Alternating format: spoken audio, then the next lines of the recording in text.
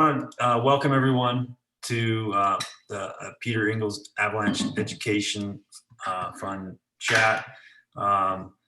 This is a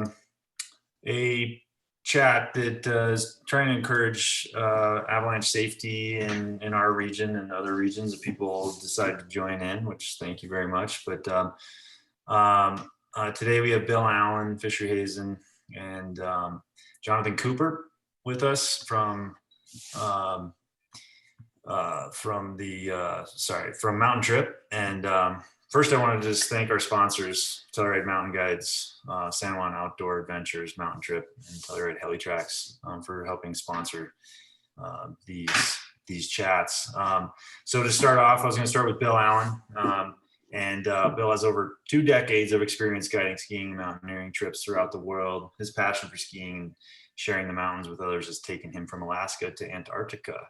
He has climbed and guided guests to the top of the highest peaks on each continent, the 7 summits twice around now, and 3 successful summits on Mount Everest, and 30 plus expeditions to Denali in Alaska. Bill spent over 10 years combined as a ski patrol snow safety team member in Park City and Silverton before moving to Telluride and joining Heli Tracks. He has a level 3 avalanche certification and AMGA certified ski guide. He's also the operation manager, co-owner of Mountain Trip International, and he lives in Ophir in the heart of San Juans. And we also have Fischer Hazen. He's born and raised here in San Juans, and skiing was his first passion in these mountains, and it was what keeps him here dreaming of winter. He spends the year working with Mountain Trip, guiding big mountains that are snowy around the world, teaching avalanche education courses and backcountry ski guiding. And we also have Jonathan Cooper, Coop, who's been searching out adventure and powder skiing all around the Mountain West for just over a decade. He landed here in the Southwest, Colorado, and has been on a journey to understand his own human foibles through the complex nature of San Juan snowpack. So I was going to turn it over to these guys. So thank you so much for joining us. We also have John Tuckman, Snow Safety Director with Telluride Ski Patrol. And so my name is Matt Steen, and I am the avalanche forecaster and guide at Telluride Heli Tracks. And just wanted to put out a big thanks to everyone for joining. And again, this is all about being safe in the mountains and trying to spread the love. So I just want to pass it off to these guys. And we do have a question and answer. If anyone has a question, please post it to the question and answer portion of the Zoom chat, and we will try to get those answers. So please, let's drive this conversation, have a great time. I'm going to switch it over to these guys. Take it over. So I'll just start out, Fischer, if you want to bump to that next slide, I guess. Or who's driving this presentation? There we go. There we go. There we are. And let's just keep on going. But I'd like to just reiterate, thanks everybody for engaging in these talks and for being a part of this community. And this conversation, we talked to Heidi early in the winter about trying to come up with the topic for one of these Pi talks, and Pi was a good friend, and I guided with him, and so it's kind of an honor to do a talk that's sponsored by his memory. But Coop and Fischer and I, like, this whole talk came about just from conversations on the skin track and like our early season training and guide training, and like what could we come up with to try to contribute to the community's conversation about how we deal with avalanche hazard out there, because we live in a place that is really challenging. It's we grab the tiger by the tail if we choose to ski the backcountry in the San Juans, for sure. And so what we talked about was how in a profession, like as a guide working for Heli Tracks or Mountain Trip or any of these operations, you're forced to have these morning meetings and go through this whole process where you talk about all the things that go into your decisions for what you're going to ski that day, and more importantly, what you're not going to ski that day. And for me, I know that when I'm out recreationally with my friends who are super experienced and have been out there for a long time, I don't have the same conversations. And so we were talking about ways that we can bring some of those conversations in to come up with some better decision making processes as a group of friends and recreational skiers going out in the backcountry. Um, the reason that we're all here living in the San Juans, living in Telluride, and specifically being on a talk about avalanches at whatever 6:30 at night is that we obviously put a high value on skiing powder and on being out there. And so we've already like set ourselves apart as people who are predisposed to making bad decisions to go ski powder, because we've chosen to focus our lives on doing that, really. And so we're already in this kind of subset of people who are predisposed to make these decisions to go ski powder, and even when there's risk involved. And we're not good decision makers. I mean, that's just the nature of it. Humans aren't good decision makers. We don't make rational decisions very often unless we sort of take the time and force ourselves to. And so that was kind of one of the reasons we had the title of this is I Have the Enemy and It's Me, is because, we're going to talk about all the things that go into making decisions, about the layers of snow and the snowpack and the terrain and all that. But then ultimately it comes down to being able to stand on the top of a slope and look down at perfect powder and be able to say no and not go there. And so how do we get to the point where we can put these guardrails on ourselves so that we sort of close off terrain to ourselves someday? So, some of the things we're going to get into is, and some of the challenges with avalanches and skiing around in avalanche terrain is we have imperfect information. There's not a black and white. The CIC forecast and the observations that we get from them and from the ski patrol and from ourselves, those are all super valuable. But when you take that and then you're standing on a slope, it doesn't give you green light, red light. You don't know, you don't have perfect information to make those decisions from. Avalanches don't do a good job of giving us effective feedback. We never know how close to the edge we were of triggering an avalanche that could have killed us. We don't get a little zap before we get fully electrocuted. It either happens or it doesn't. And so it's a wicked learning environment, they call it, but it's really, we don't get that sort of feedback.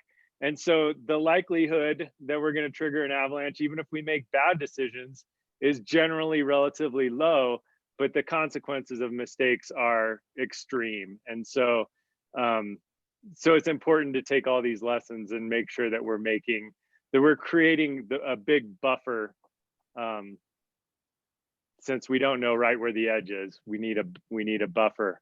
And then the other thing is, like, we talk about expertise, and that's great, and you certainly learn a lot, and I've learned a ton by spending a time out in the mountains, but you also need to accept that over time your exposure increases year after year after year. The probability that you're going to have an incident, even though you may be getting better, every time you go out there, you're rolling the dice just a little bit. So what we were talking about is, how do we develop a process to make these sorts of decisions and do it at a time where we're not making an emotional decision, we're making the most rational, unbiased decision we can, and we put guardrails on ourselves so we don't end up in the situation where we're standing on top of a slope. It's perfect looking powder, we're not quite sure, and we can't say no. So we talk a lot about guardrails, like where do we set the guardrails and how do we come up with a process to decide what slopes or what terrain in general we're going to ski in a day, and almost more importantly, what we're going to say it's off limits for today. We're not going to go ski that. And I think about, like, for me personally, if I don't ever bump into those guardrails, if I'm not ever standing on top of Nevada looking down thinking I would love to ski that line right now, but we talked about not skiing that today. If I'm not ever bumping into those, then my guardrails are way too wide. Like I'm not setting them tight enough. Yeah. So that was kind of the whole idea of this. Coop and Fish, did you guys have any, did I miss any of that? We can move on to the next slide unless you guys have comments. No, I think you nailed it. Coop, on to you. I think there's one more. Oh, yeah. So this is like getting into the process. So as I sort of alluded to, there's a lot of different processes that people go through, whether it's a professional guide service, whether you sit down with the guides in the morning, have your meeting and have a run list and have this strategic mindset, whether you're going out to assess or opening up terrain or whatever, or whether it's like more recreationally, how you're going to approach that process that you go through in the morning to decide where your guardrails are basically for the day. AAI, American Avalanche Institute, has a checklist that they're presenting in their like recreational level 1 course that's really good, and it's a way to go through the process. Silverton Avalanche School, we all three of us teach at Silverton Avalanche School. They have a guidebook, and we'll I think Fisher is going to show a little bit about that, but a field book.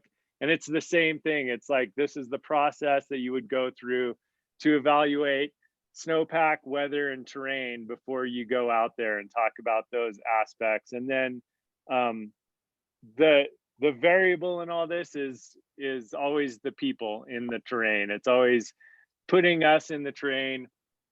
What decisions are we going to make? And what are we going to trigger in that day? And what bad decisions are we going to make when we're out there? And so when we get down to the, through this process, in a guide service, it's like this formal AM meeting with your friends. It's just going to be like, what are we going to go ski today? What should we avoid skiing today? What are the problems today?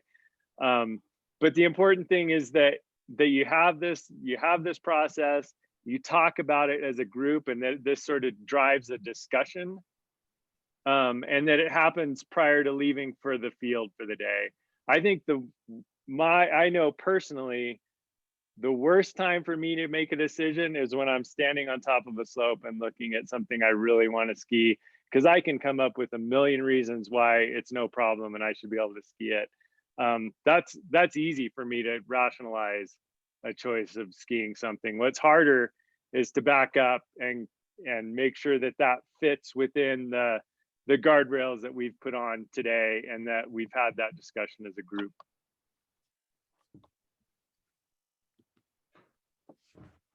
Go for it. Awesome. Thanks, Bill. So just to kind of build off that, right? Bill's really setting the stage for us here. Our baseline, right? What is the baseline of our backcountry, situation, or our time out there, the environment we're operating in? And it truly is this world of uncertainty, right? Which is maybe a buzzword that we throw around quite a bit, but it's really just a question of the things we cannot control. As much as I'd love to say I want it to snow 5 days a week, 2 sunny days, and then keep snowing all winter long, I have no control over that. So I have no control over the weather, what the snowpack's doing, how it's forming. I have no control over that avalanche hazard, where our persistent weak layers are. I would do away with those pretty darn quick if I could. And then coming to this idea of like, how do we reduce that uncertainty, or how do we figure out what we can know out there?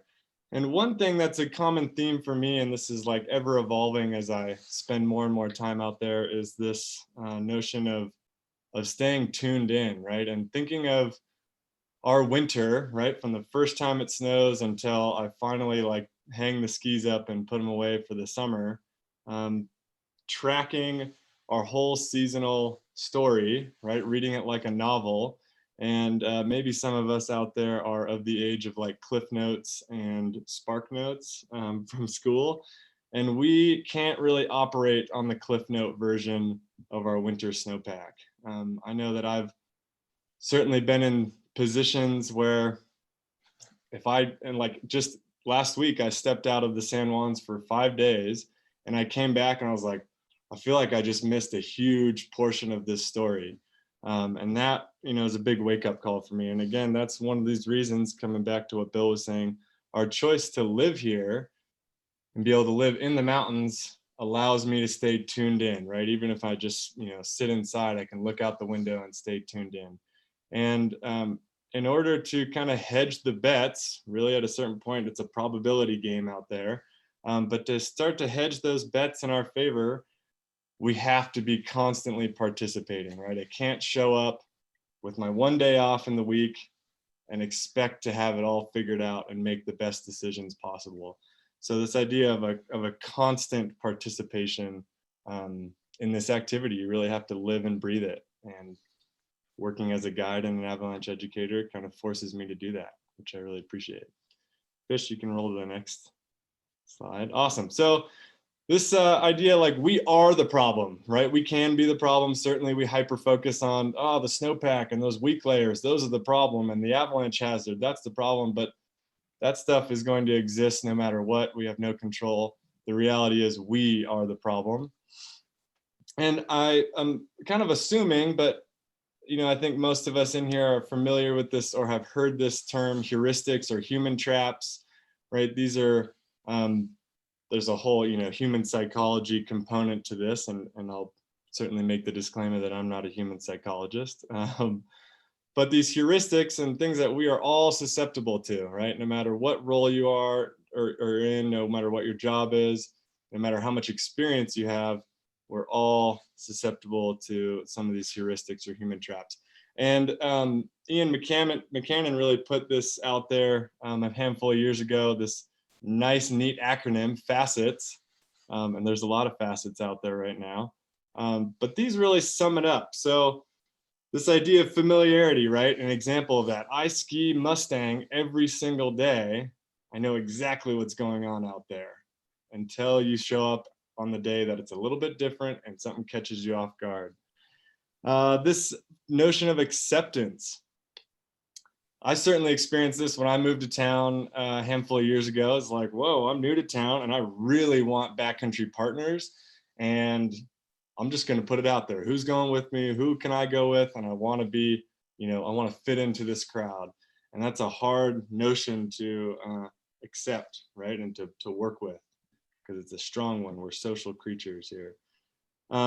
Commitment. I think commitment can look at a few different ways. One thing that stands out to me, this is a big one for me this season, is like, I've got 1 day off and I really want to ski this line this season. And I think it's only going to be in condition for this 1 day, or I don't know how long it's going to stay in condition.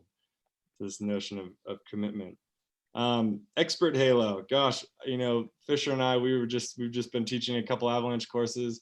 Like, we fit right into that, and we make it really clear to folks we're working with, right? Like, we have this big halo over our heads, right? We're the instructors, the educators, the guides, and whatever those situations are. Or someone in the community that's like lived here for decades and they have this place figured out. They must have, because they're still here and still skiing. Tracks are like the one that's always going to kick us. We might go through this whole process that we're going to line out here and say, okay, we've decided to, not ski this type of terrain. And then another group inevitably skis it. And you're left with questioning, am I making the right decisions? And am I not seeing the same thing they are? And then I really like this social proof. I think in this day and age, not to beat a dead horse, but social media, right? It's like the ultimate form of social proof that we're always trying to put out there in the world. Fish, you can roll to the next one. Awesome. So a couple of things, this just to continue to set the stage, and this element of this whole process, this human psychology and who I am in the backcountry and how I interact with the environment is being tested every single day. but just to give us like some maybe more technical baseline, confirmation bias, if you want like the real textbook definition, the tendency to search for, interpret, favor, and recall information in a way that confirms one's pre-existing beliefs or hypothesis, while giving disproportionately less consideration to alternative possibilities. I'm gonna ski this slope, and this is why, and nothing's gonna be able to turn me around. It turns out we are exceptionally good at finding ways to do exactly what we want. And a lot of times that actually works out for us, right? We figure out ways to make things happen in our lives. When you apply it to a backcountry situation, right, an avalanche terrain, this can really bite us. We don't get a lot of feedback out there, like Bill was saying earlier, right? The avalanche problem, it doesn't just say, hey, you nailed it, or hey, you really made a mistake today, but we're gonna let you off easy. So we really have to combat this. You can roll the next one, Fish. And then this term, situational awareness. I think I hear this term and I think of like a, I don't know, really hyper professional or tactical scenario or situation. And our definition here, the perception of the elements in the environment within a volume of time and space, the comprehension of their meaning, and the projection of their status in the near future. If you're anyone like me, that you read that and you're like, too many big words, there's too much going on there. So really breaking it down is just simply saying, knowing what is going on around us, right? So this situational awareness is really looking at the study of people making decisions in complex environments. And I think the backcountry avalanche terrain is the definition of a complex environment. But certainly this term and this area of study comes from other professions such as the airline industry, right? With a lot of uncertainty in it. And then you put a human in there, and how does that all play out? I think a very pertinent situation that we're all in right now, and something that I just keep revisiting is like the perfect metaphor for skiing in avalanche terrain, is this pandemic we're all dealing with, right? We have this hazard, right? And we don't really know where it is or what's going on, or we have a few ways that we can like think about it and protect ourselves from it, but we get fatigued over time, right? So how do we continue to remain vigilant in addressing this hazard? So looking at these threats to situational awareness, right? Distraction. An example of that, out skiing, my feet are killing me in these boots. I really need to get them punched, but I don't have time for it. So I'm just totally focused on how bad my feet hurt right now. Thinking about complacency, right? That's kind of a pretty self-explanatory run. I think coming back to our heuristic traps there of thinking like, oh, I'm really familiar with this place. I know exactly what's going on. Stress, right? These stress can come from so many different things. Like I've got 3 days off this month. Oh gosh, I'm totally overworked, right? That fatigue can be a long-term thing. It can be a day of thing. Having too many things to focus on, right? This is like just perfectly describing a day out in the backcountry. There's a lot of information out there. So being aware of that, and we're going to dive into a process of how to address those things. And I think ultimately here, like the notion for me, or the thing that I need to remind myself of, is stay rested, stay healthy, and stay tuned in. How can I stay tuned in to what's happening to make the best decisions? And I encourage you all to think about that. How do you stay tuned in order to keep yourself coming home each day? Cool. Right on. Thanks, Coop. Thanks, Coop. Yeah.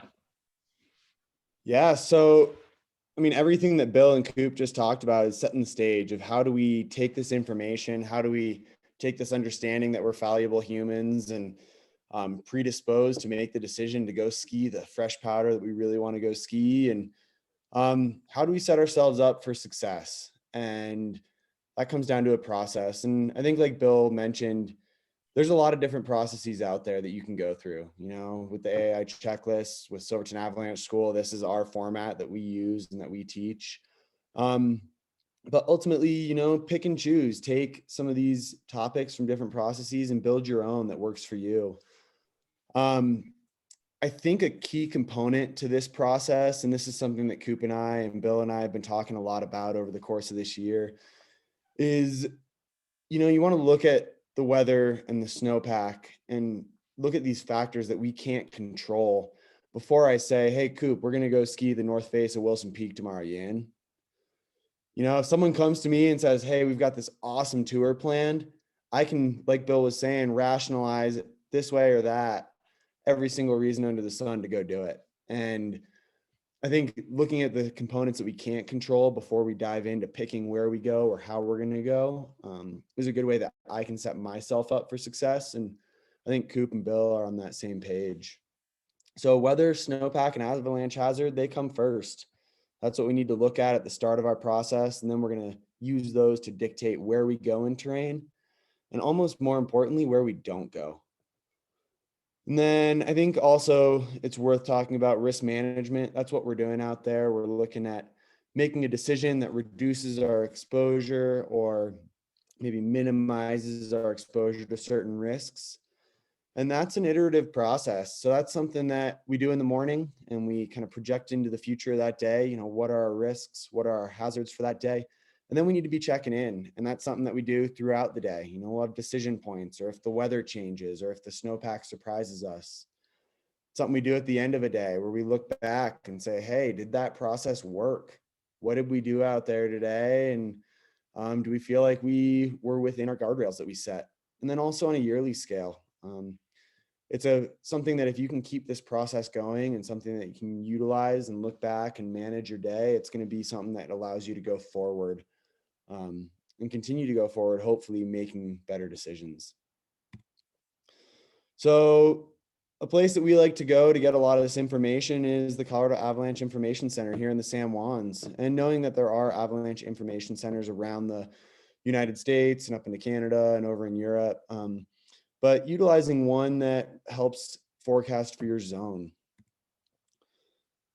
So the first component of this process that we dive into is looking at our avalanche hazard and our snowpack. And so when you go onto the CAIC, they've got a forecast zone for the northern San Juans, and we can go right in there and get some information about the avalanche danger scale for the day. We're starting to set the tone for what avalanche problems exist and how bad are they. We can start to dive into problem types. I bet you all are familiar with seeing this one. I feel like we've been seeing it for the past 2 months now. A little bit of message fatigue might be starting to set in. We were saying, I just keep seeing this persistent slab. Like, when is it going to go away? Unfortunately, that's the reality of living in the San Juans. Like Bill was saying, you're riding the tiger when you choose to go out there, and it can be challenging to sit there and stare at that forecast day after day. But it's important. It factors in with how we're going to make decisions. We can also dive in and look at avalanche observations from the past few days. You can go on the CAIC and click around observations and avalanches and get some really pertinent information. You know, we're talking about that world of uncertainty. It's a complex environment out there. And so we're trying to gather data on snowpack, on weather, on avalanches. Avalanches are great data for us. I mean, it's Mother Nature screaming at us, hey, I'm avalanching. Like, that's good information for us to know. Then transitioning towards weather, same sort of process. You know, you can pick and choose where you get your weather data from. And I think going from a variety of sources can be a really good idea. You can pull from the CAIC, you can pull from NOAA. And ultimately, what we want to talk about with weather is the forecast going to create problems for us? So if we're getting a lot of sun, you know, something that we commonly see out here is the sun heats up rocks and maybe releases avalanches near and around those cliffs and rocks. Is the temperature going to get super warm, or we're worried about snow getting really wet and heavy and maybe avalanching? Gravity, we kind of lump into the weather factors. Like, is the snow getting more dense? Is it forming a slab? Do we have 18 inches of new snow? Man, going back to the human factors, we love to see it snow. but you add 18, 20 inches of snow and you've got a really big avalanche problem that could be screaming at you. And then wind,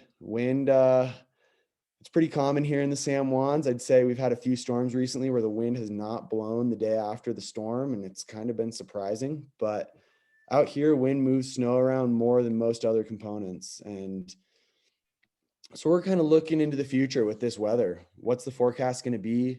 Is that forecast going to impact how we choose to travel and what terrain we choose to close for the day? And then once you're out in the field, this is that iterative process. You're going to talk with your buddies, your ski partners, and be like, is what we're seeing right now, is the nowcast the same as what we thought was going to happen this morning? We're checking back in. We're having those conversations as a group where we can kind of communicate important, pertinent information to one another to help us hopefully make better decisions. And then, is it getting better? Is it getting worse? I think that's always a good one to ask. If it's getting worse, we probably need to rein it in a little bit, be a little more conservative.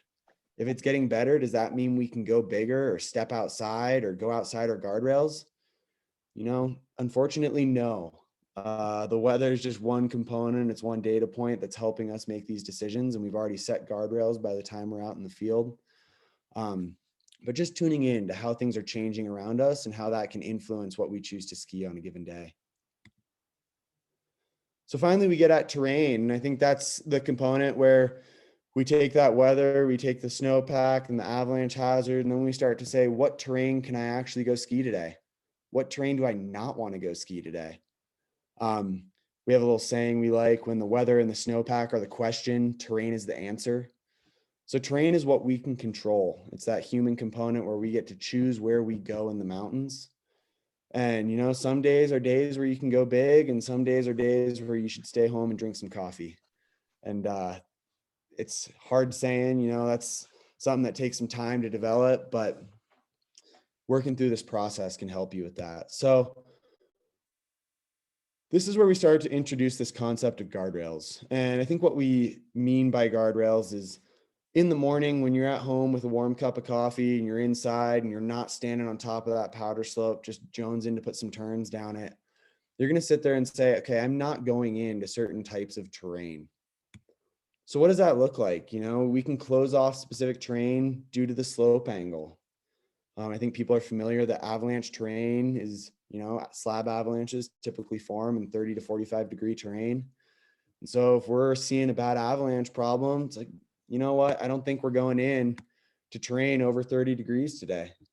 So you can set a ceiling on how steep of terrain you can ski to help you manage your decision making. Or maybe we're going to talk about terrain features. Like, oh, I don't want to go into a convex shape today or ski over a rollover.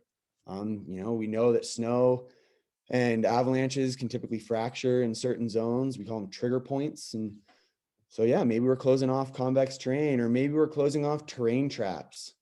Like, I don't want to go ski in a gully because I feel like avalanches might come down and could bury me in a gully. It might exacerbate the avalanche problem. Or, it's getting really warm today. I think we need to avoid skiing under cliffs or around certain trees or on south slopes.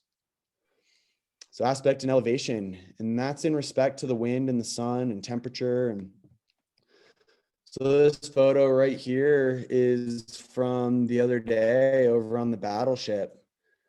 And if you look up top, there's a big cornice that runs across that ridge. The wind had been blowing from the southwest a couple days prior and was just absolutely loading these slopes. And the whole thing went, it was a big slide. And so kind of thinking about how we can set a guardrail in relation to aspect and elevation, maybe we're saying we're not going to go ski wind-loaded terrain or terrain where the wind has put a lot more snow where it could make our avalanche problem worse. Or we're not going to go ski terrain that faces south because it's going to be really hot today and that snow is warming up. And so we're ultimately trying to give ourselves those boundaries, those guardrails that Bill was mentioning, where you want to bump up against them sometimes. You don't want your guardrails so wide where you're like, oh yeah, I can ski really anything 40 degrees and, wind loaded, et cetera, because you're never going to hit that guardrail. So depending on your avalanche forecast, your avalanche problem types, your weather, your snowpack, That's going to dictate what those guardrails look like for you on any given day. And then finally, you know, when you're out there, I think it's important to have targeted observations, and you want to target that uncertainty. And there's that buzzword again of like, we live in a complex environment. So going out in the field when I'm with Bill or with Coop or with any of my other ski partners, we're going out there and we're asking, like, what's going on in this environment that can impact the avalanche problem, that could make it worse? Are we seeing any red flags? Red flags, for example, are avalanches that are occurring in the terrain. That's a very clear red flag. Or we're seeing the temperature get really warm really quick. We're going to start to think, is that going to make our snowpack a little weaker, more susceptible to avalanche? Are we seeing the wind blowing a lot of snow into or across terrain features? So we're keying in to what the weather's doing, what the snowpack is doing. A question that we always like to ask is, did anything surprise you? You know, if something surprised you, I think that is always worth considering.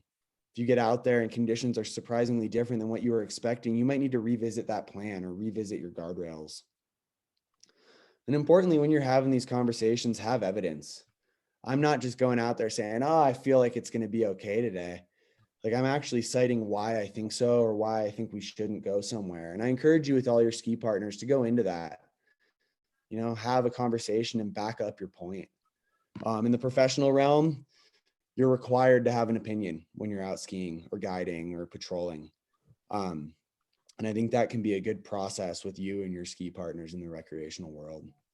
So having that intentional conversation, targeting the uncertainties and asking, what are the consequences? You know, how bad could it be? Bill was talking about low likelihood, high consequence terrain. Avalanches by nature are typically high consequence. We put ourselves out in slopes and in terrain features where we're the small little human, and ultimately, you know, that's not a battle we're going to win if we end up pulling an avalanche down on us. And I think a point that is a really good take home from this whole chat is, as our uncertainty increases, so if I'm not paying attention every single day, if I'm kind of doing the snapshot approach, or if I get out there and I really am in a new zone and don't understand what's going on with the snowpack and the weather, or if we get out there and things look like they're changing really rapidly, that uncertainty is going up. And in those situations, it's always important to rein the guardrails back in. You know, you can always make it a little more conservative and give yourself a bigger margin so that you're not really coming up as close as you can possibly get to any sort of avalanche exposure. Bill, Coop, anything you want to add to the process, or like that iterative component where you're talking with friends and ski partners as you're out there in the day? I would just say, like, a lot of this is stuff that you're going through personally, but it's also driving conversations with your ski partners, and choosing to ski with people that are willing to have those conversations with you, I think, is really important as well. It's like, who are you going to go out there with? Yeah, and I would just say, like, you know, we went through a pretty formal process, and I think that's a really good baseline and foundation, and it's important. But if that doesn't work for you, finding a process that does work for you, and it doesn't take much, you know, on the drive to the trailhead, on the, you know, the text messages you're sending to your ski partners the night before, like, just posing that question, like, again, coming back to that intentional conversation, just one question of like, hey, what do you think about the conditions? Or what do you think about not skiing this, right? Or saying, just expressing that something doesn't give you a really good warm and fuzzy feeling can go a long ways, right? And I know different personalities are more open to discussing and some are less, but just, you know, again, putting a simple question out there can go a long ways in your process and decision making. Awesome.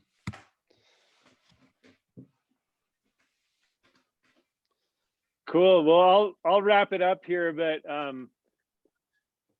if anybody has questions, please jump in there. I know there's some names I recognize out there, and I'd be happy, like, it'd be great if you guys want to throw any comments or questions out there before we wrap it up. But kind of the take home here is to just have a process. Like there are different ways you can go about this. There's some work better for some people than others, like a notebook that you can write it in. A checklist is great. You know, there's a lot of ways that you can do this, but to have a process that you go through before you're just standing on top of the slope and then all of a sudden trying to make a decision, because that's the worst time to make a decision, is when you're standing there rationalizing why you're going to ski this slope. And so, you know, and then the other part is, like, you can be doing this yourself and doing a really good job of having this process, but it really becomes effective when you have a group of partners that you ski with and they're willing to engage in that process with you. And that's one of the things, like, when you sit down with a bunch of guides, you're forced to sit there and engage in this process. With friends, sometimes you just blow it off because maybe somebody's hard to talk to, or they don't buy into your communication or your process. And so maybe those are people that you shouldn't be skiing with. You know, like, you need to choose your partners, choose people not that you just enjoy hanging out with afterwards or like skiing with them at the ski area, but people that are willing to engage in this process with you along the way. And so, you know, in the end, it's the idea is setting these guardrails before you're standing on top of the slope, when you're the most susceptible to all of these decision-making traps. And in the end, like, you can know exactly what the persistent weak layer is and what the slope angles that it's going to go on, but it comes down to you making a decision when you're standing on top of the slope. And that's a hard time to make a really good decision. So setting those guardrails before you're there, I think, is really helpful so that you get home safe. So thanks. Awesome. Thanks for attending, guys. We appreciate it, and hope you guys have some questions out there. Or I'm out of here. Yeah. Hey, thanks you guys. That was really awesome, and wanted to really thank you guys for putting this together, and wanted to reiterate that it is a process, and there's a lot of little details that go into a daily backcountry tour, or taking, like in your position, guiding people out there in the backcountry.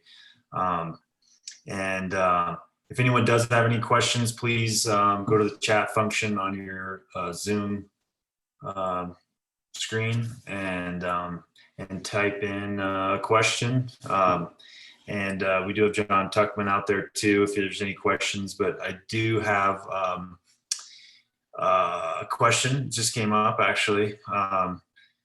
Can you give some examples of guardrails beyond just staying off slopes greater than 30 degrees, like aspects or anything else? Sometimes it's aspect. Recently, it's more been slope angle that we've been just dealing with. It's been the avalanche hazard has been sort of independent of aspect and more dependent on slope angle. There's also times earlier this winter specifically where we could go onto a slope and you were just looking to see if there was a slab there or not. Like, sometimes you're looking for the existence of a slab, something like that you can poke at. So there's a lot of different ways that you can do it. The consequence of the terrain often plays a big factor into that as well. I think a good example maybe that gets away from slope angle would be skiing in the spring, and you're kind of in that time where you're skiing the corn, as you'll commonly hear, where you have a snowpack that typically responds to temperature. So if things get too hot, your avalanche hazard goes way up. So your guardrail could be a temperature. You know, if it feels like it's, you know, above freezing by 10 a.m., we need to be well off this slope. It can relate to aspect as well with respect to wind. So if you know that the wind's been blowing from a certain direction and loading certain slopes, you can start to give yourself guardrails where you're not going to go on those aspects at a certain elevation band because of the prevalence of wind loading.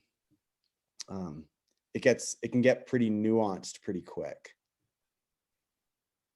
I can offer up just another thought too. I think this is a complex question, and this is where that whole discussion comes through. But an example, saying, hey, below tree, and you start adding some elevation boundaries in there and saying, hey, below tree line, I'm going to stay off slopes greater than 35 degrees. Near and above tree line, where maybe the avalanche hazard is greater according to the CAIC, I'm going to narrow that guardrail and say greater than 30 degrees.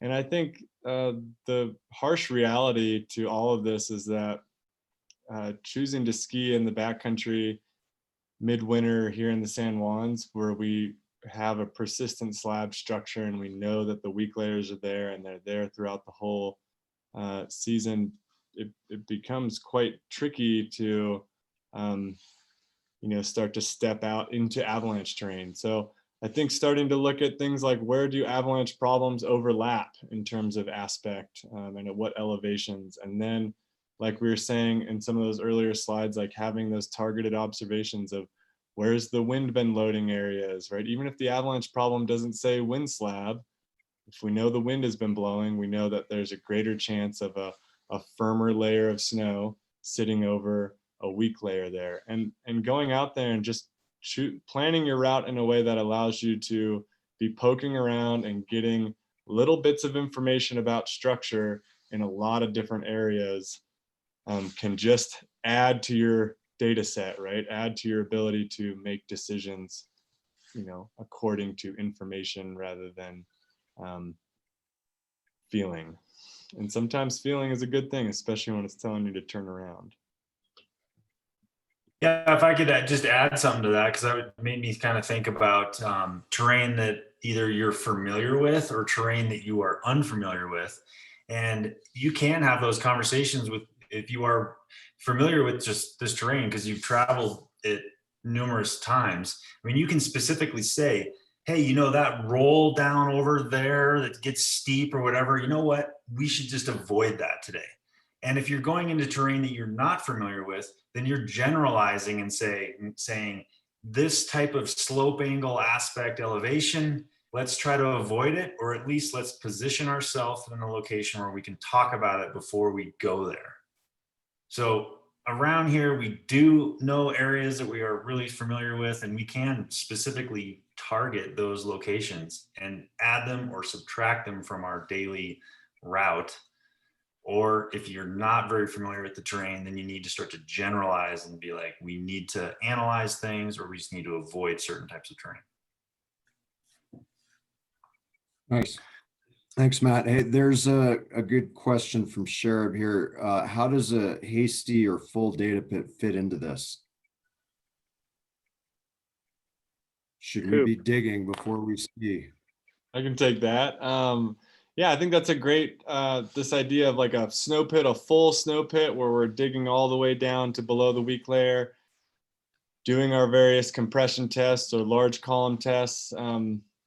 This is a very interesting one, especially around here, and this term or this idea of spatial variability, another buzzword for you all. But we know that the snowpack doesn't lay evenly over the terrain. And so digging a snow pit gives me quite a bit of information, right? I can identify exactly where the layers are in the snowpack. I can get a relative hardness and looking for any sort of strong layers over weak layers. And then I can get a sense of how much force does it take to cause a failure of a weak layer, and how does that failure actually look? What are its characteristics? So I can get a lot of information from a snow pit. Unfortunately, it's only for one tiny little area in the terrain. So I think this idea of hasty pits or getting, there's basically two types of information. You can get a lot of information about one area, or you can get a little bit of information about a whole bunch of different areas throughout a tour. So I'm constantly poking into the snow, getting my hands in the snow, as I'm changing aspect and elevation, and just trying to create this mental map of what the snowpack, how it's structured in these areas.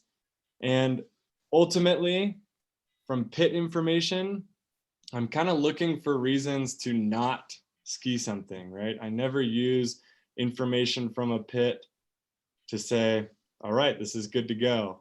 I'm only taking red flag information or information from a pit that's saying, hey, I think we should back off this or change our plan. And that is due to spatial variability. We can't dig in one spot and extrapolate too far out into the terrain, because we know that there's so much variability in how the layers are formed in the terrain. So coming back to like decisions to ski something, they're based on multiple points of information along the way. And I think hasty pits and full pits are certainly part of that information process. Thanks, Coop. Yeah, pits are tough ones because of that, just like that real static data point, but they really have a place in the decision set. But it's nice to also have the time to go out ahead of time and dig a bunch, before decision time. Another question from Devin. How do you look at the bridging effect? Another great question, right? As our snowpack becomes deeper and eventually more spring-like with a poor foundation still existing near the ground. Talk about spatial variability. I think that question is for you, Tuck. I don't want to talk about bridging right now. Do you? I don't even, no.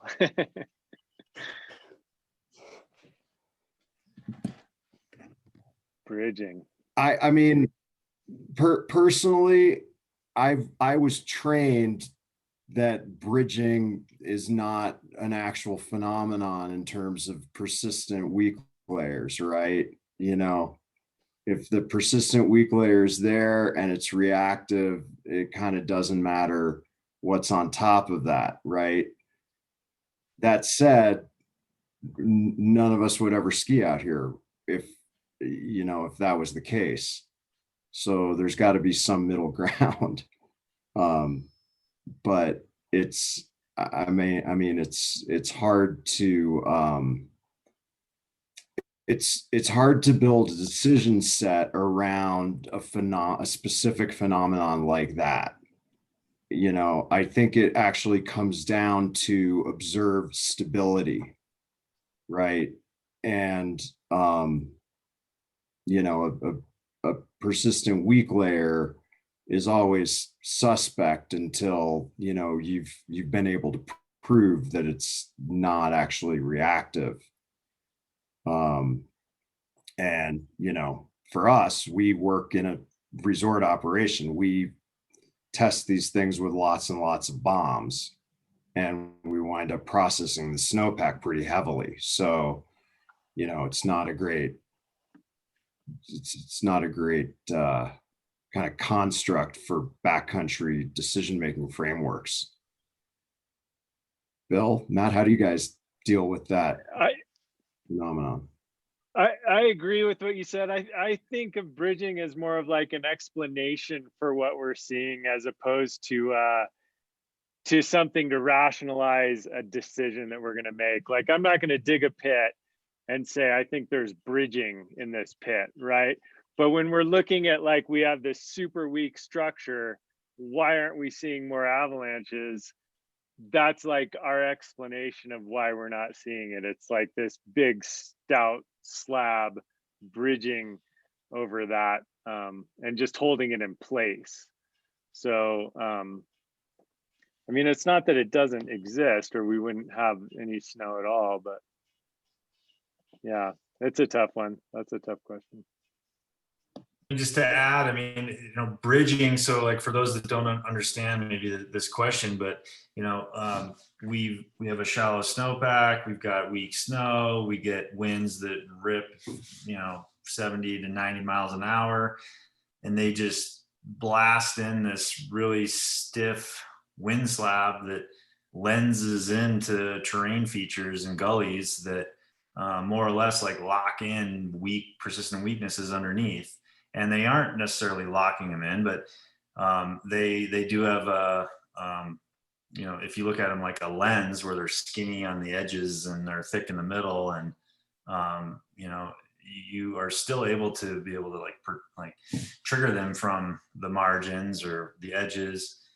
And some of these slabs, I mean, I've encountered some slabs that are really stiff, and in the snow geek world, we call them, they are pencil to knife hard. So you're trying to like stab a pencil or a knife into this slab of snow, and it like takes a lot of force to like push that into the snow. I mean, that's like a pretty stiff slab of snow. And so can you stand on that, and can it hold your weight above water, so to speak, like a bridge? I'm trying to use that analogy of the bridge. And you're like, yeah, okay, yeah, it's holding my weight. I'm not affecting the weak layers underneath. And that's where that term came from.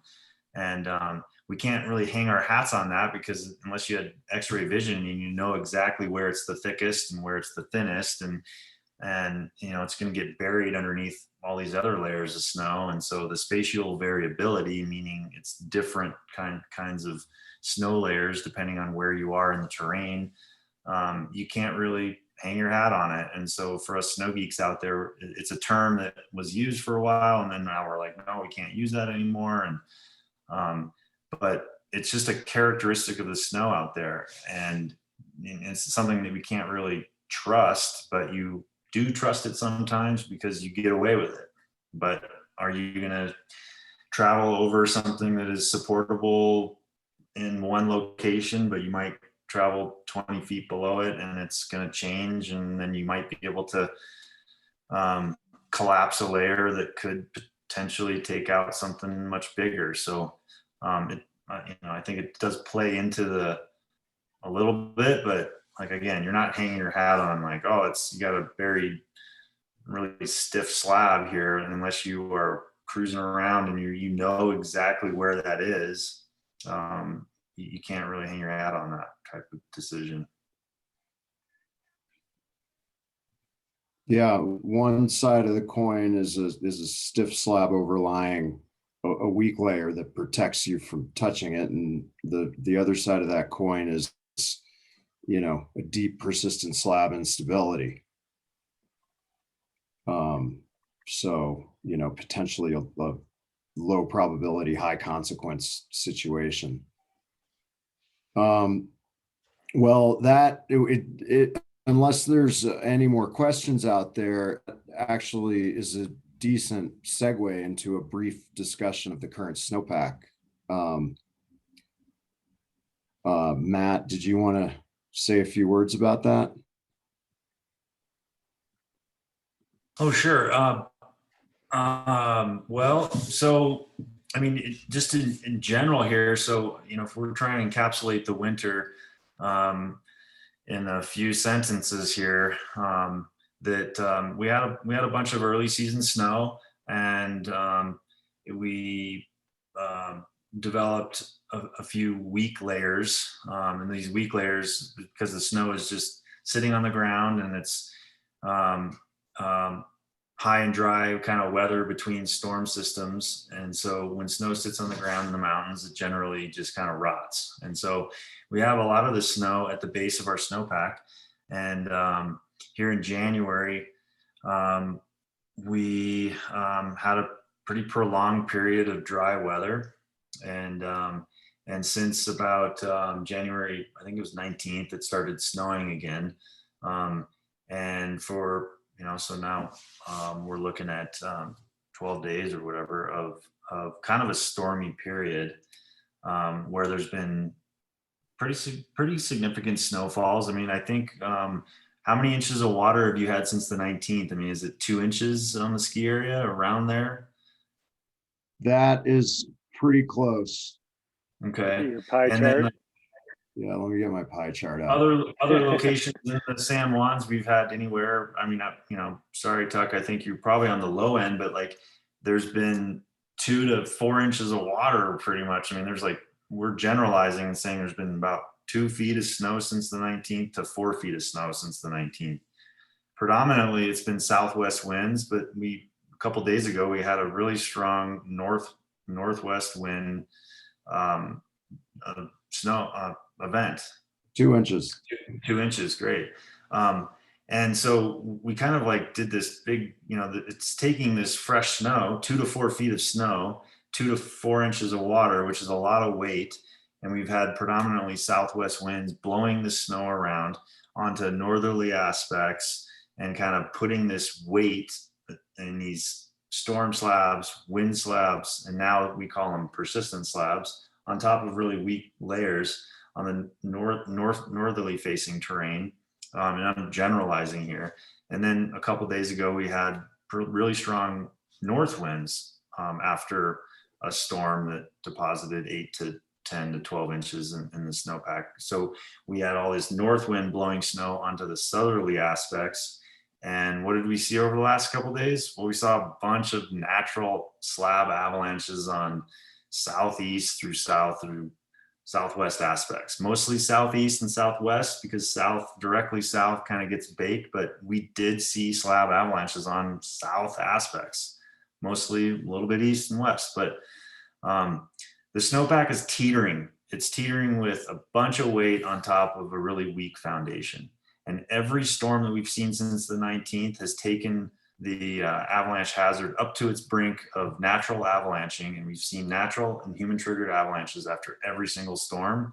And is it going to stop? Probably not. I'm looking at observations that are coming in tonight. There's been two human triggered avalanches in our neck of the woods in the North San Juans today, one off of Lizard Head Pass on a northeast aspect near tree line, another one in up above Ophir on east aspect. Really lucky that no one was injured here.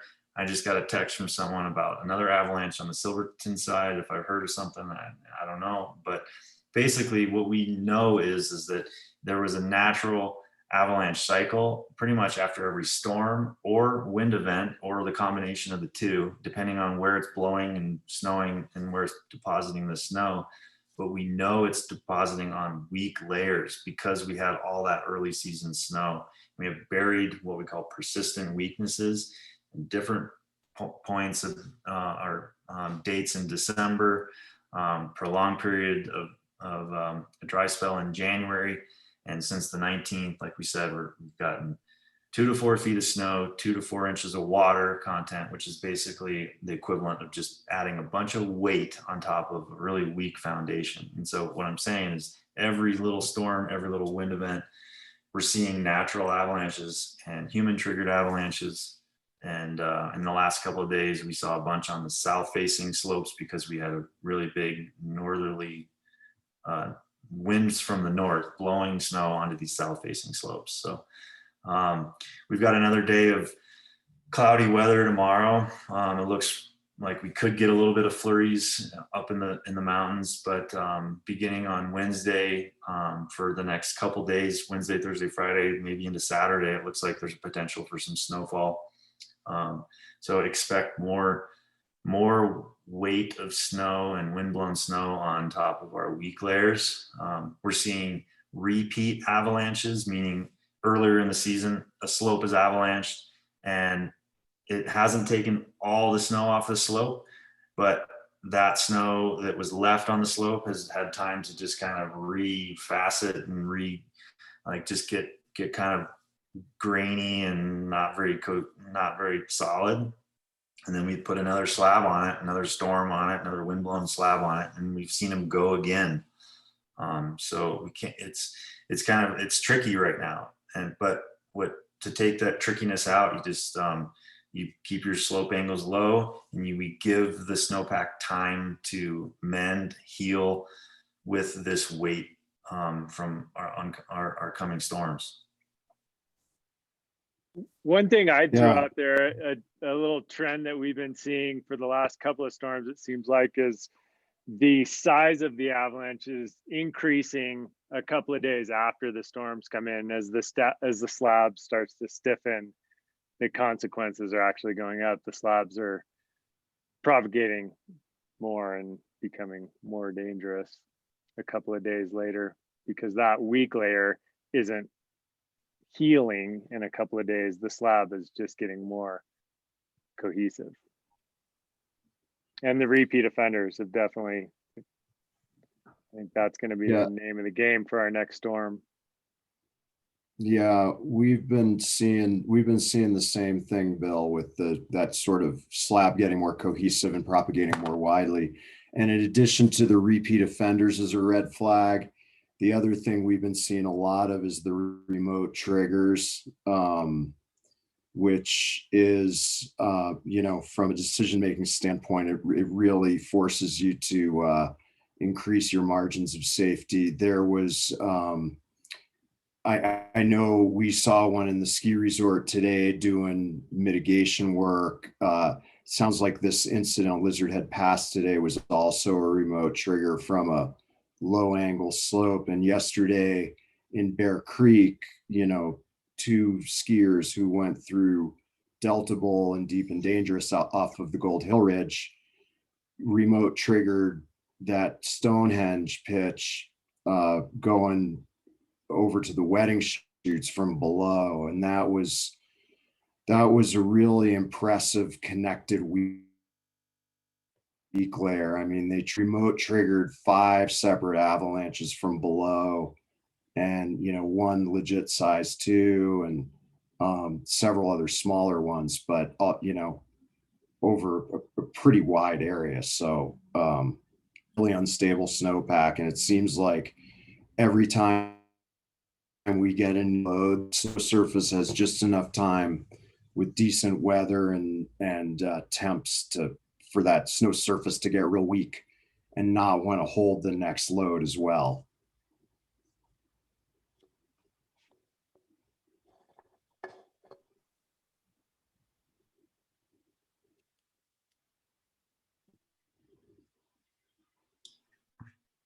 Great. Well, thanks everyone. Looks like we don't have any new questions or anything. Everyone's enjoying the Snow Geek chatter here, I'm sure. And everyone just be safe out there and just keep your margins wide during these times of new load to our weak snowpack. We know it's weak. So if you're familiar with the terrain out there, then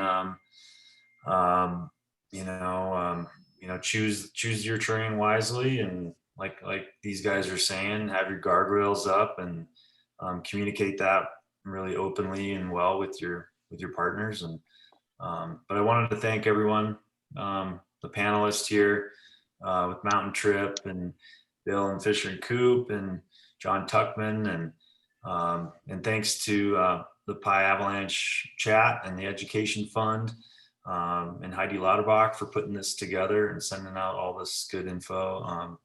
And we wouldn't be able to do it without her. And just a big thanks for everyone for joining. And if there's anything else you guys want to say, now's your time to do it. Thanks for hosting, guys. Thanks for doing it. Thanks for joining, everybody. We'll see you at the next one. Okay, cheers everyone. Thanks again, and we'll see you next time. Thanks.